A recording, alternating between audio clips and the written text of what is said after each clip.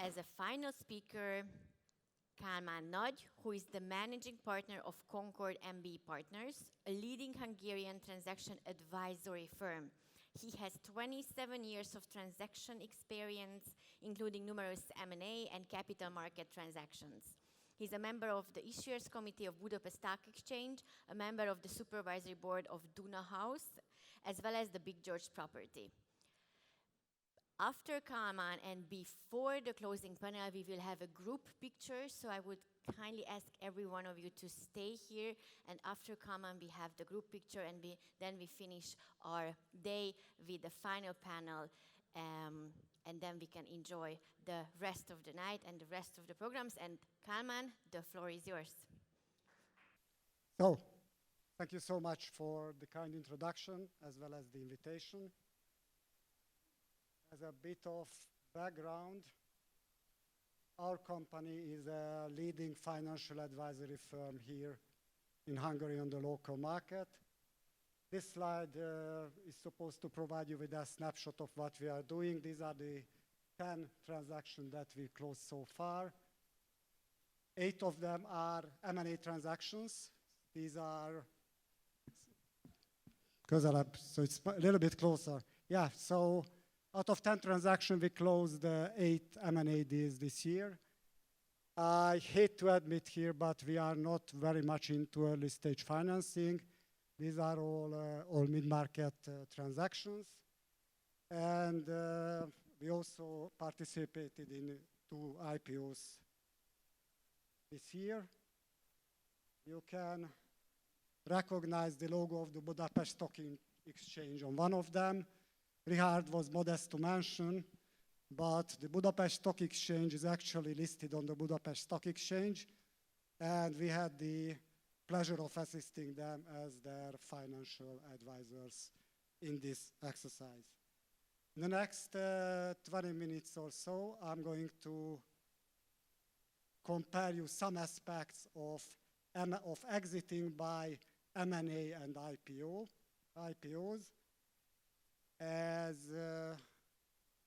Let me start with some definition first. M&A, this is a trade sale. Again, I'm going to talk about selling late stage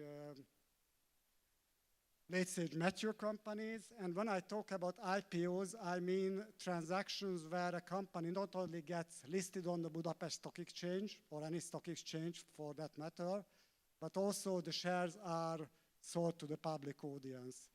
I'm emphasizing this because my presentation runs a little bit parallel with Richard's, and you heard him saying that being listed on a stock exchange is relatively as an exercise.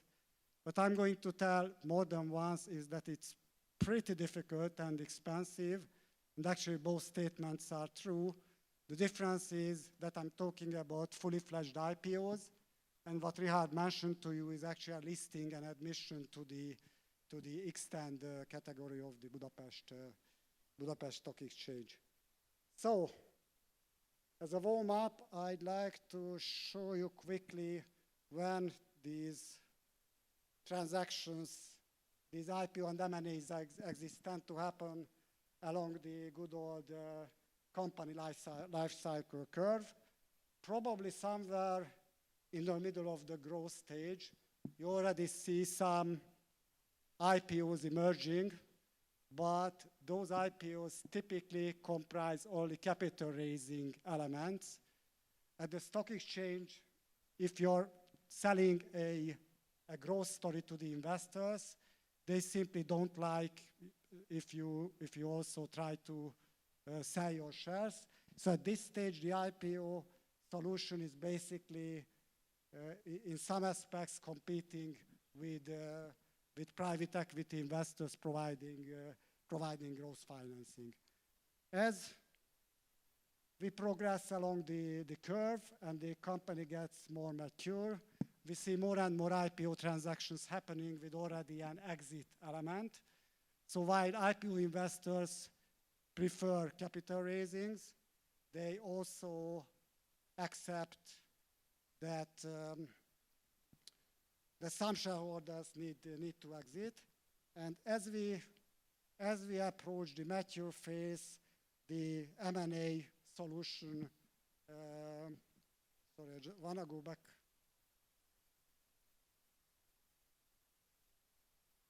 I'm sorry for the technical difficulties. Okay, so as the company gets more mature, the M&A transaction gains ground, and IPOs in the second half of the mature and declining stage are already not typically happening. As an additional point here, many owners make the mistake that they wait for the top of the growth curve to sell the company, and many times, if it gets delayed for whatever reason, the transaction already happens in the declining stage.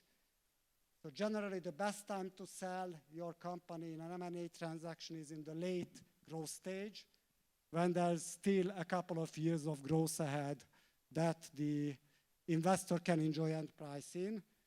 And this timing benefits both your multiples and also expands your buyers' universe. So next up, I already provided a sneak preview. The comparison of some aspects of the two transaction times. I think it was already mentioned a couple of times, but I can't emphasize enough that IPOs are regulated. And I would say regulated, and then regulated. So you need lots of resources, money to comply with the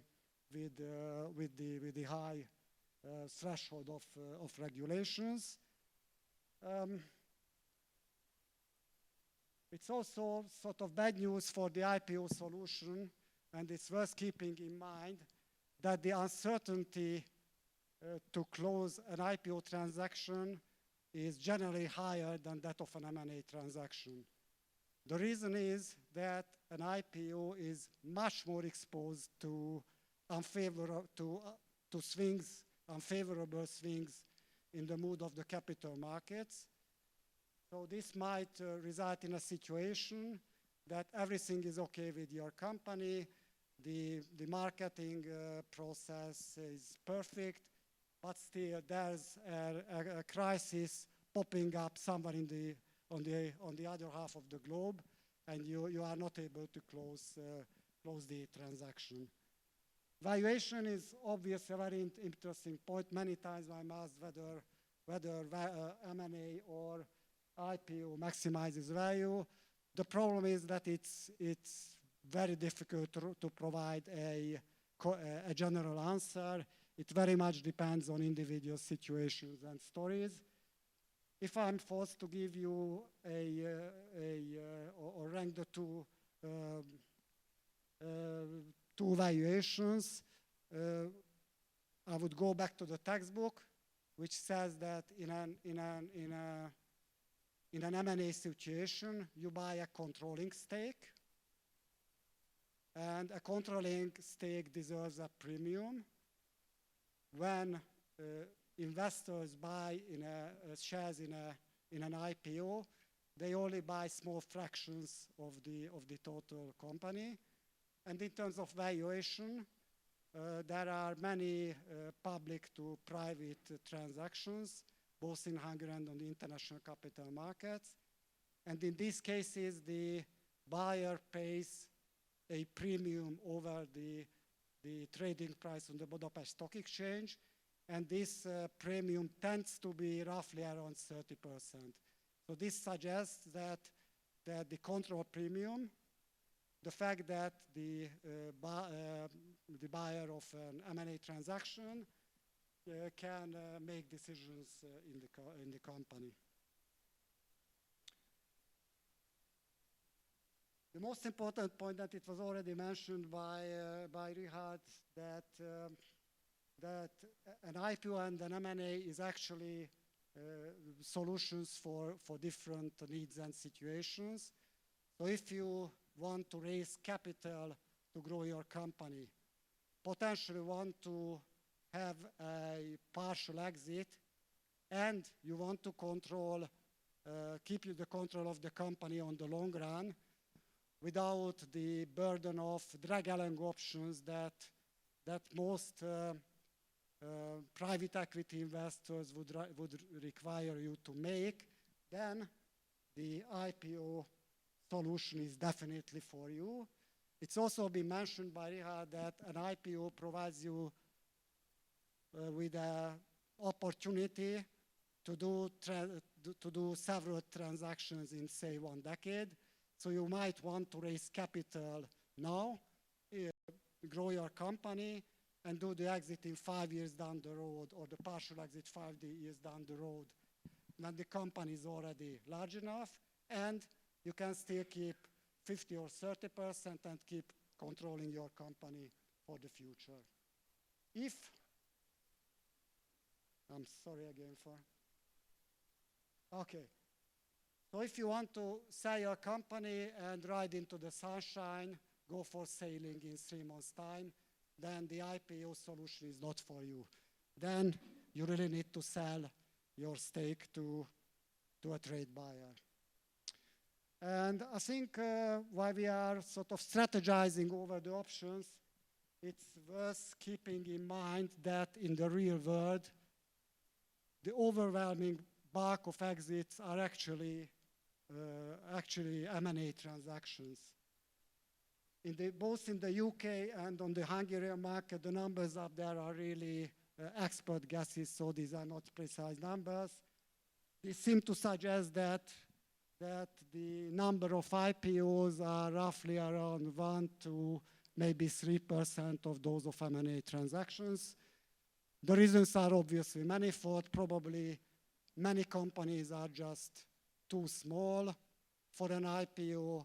They don't have a good enough investment story, or maybe the owners just don't want to face the transparency requirements that Richard has already mentioned.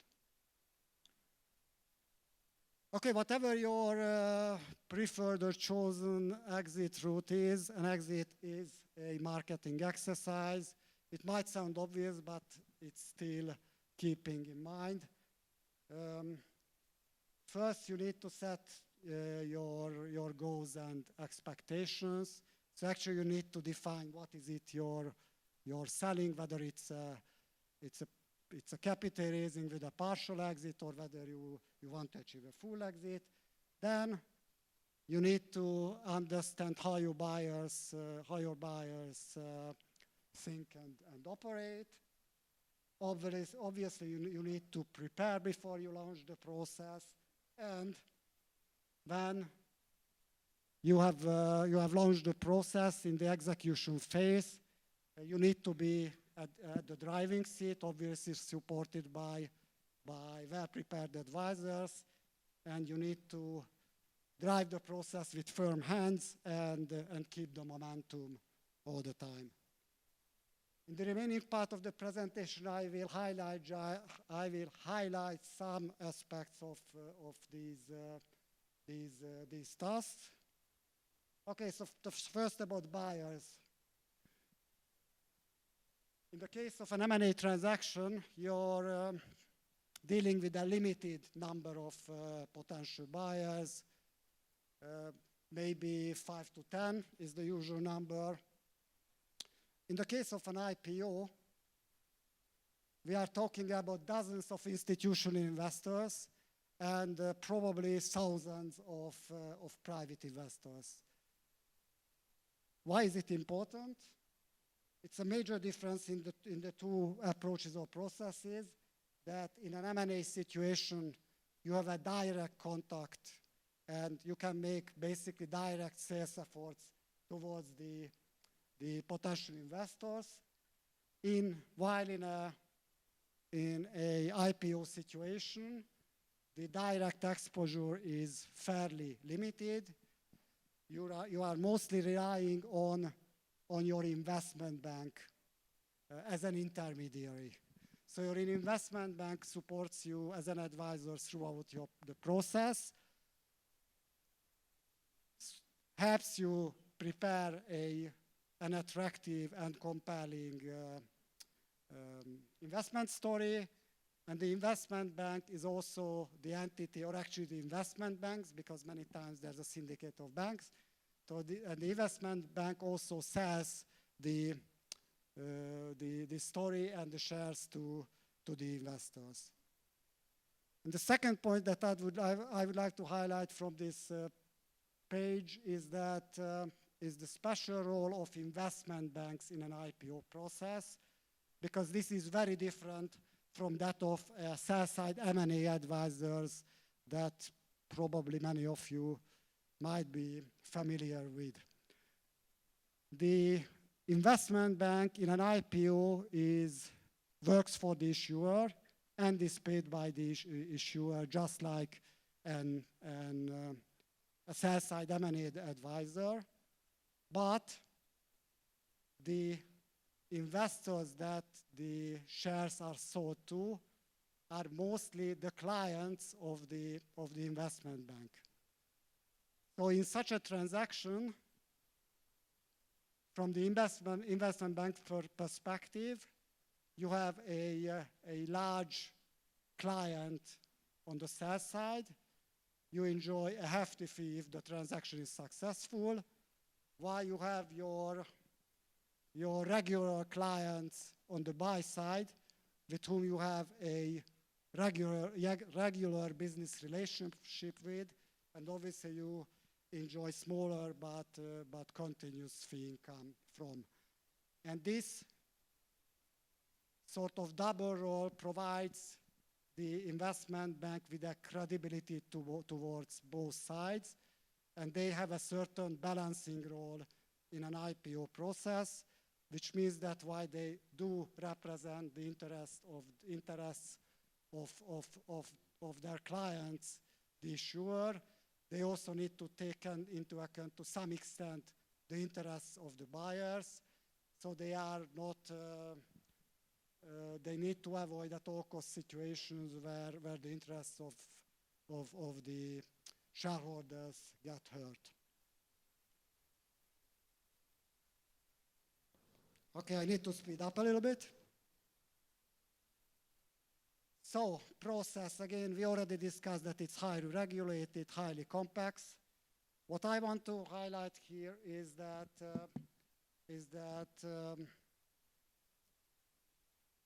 because of the complexity of an IPO situation, the way information is disclosed is very different in the case of an M&A and in the case of an IPO process. An M&A, a strategic buyer, is in a position to carry out its own due diligence exercise, which takes weeks or even months. And based on the findings, it can draft and negotiate an SPA document which reflects all the findings of the due diligence exercise. In the case of an IPO, however, the investors have neither the time nor the qualification or the resources to do such an exercise, and therefore they need to rely on the information disclosed by the issuer. And the key document here is the prospectus. The prospectus is a lengthy and very extensive document. It usually runs around 300 to 400 pages. And the purpose of the prospectus is to provide investors with all the information needed for the evaluation of the merits and the risks associated with that particular investment. So, again, to speed up, I'm jumping to valuation and pricing. Again, the process of a pricing process of an M&A transaction is probably familiar to most of you. You start with indicative offers from 10 bidders if you are lucky. Then you narrow down the space. You have maybe three binding offers. And then you obviously end up with the final price in the SPA, in the SPA. It's a gradual process taking several months. The pricing of an IPO is much more condensed. Here, you as an issuer need to agree a so-called preliminary price range with your investment bank, which is based on the valuation prepared by the corporate finance guys at the investment bank, and it's usually pretty wide, around 20 to 30%. First, this price range gets a reality check from the investors, and that's how the final price range is arrived at. And this is the price range which the issuer uses during the subscription period. The subscription period for institutions is usually around 1 week, and in this 1 week period, they can place their bids in the book. And when the transaction gets closed, then the price is determined based on the bids in the book.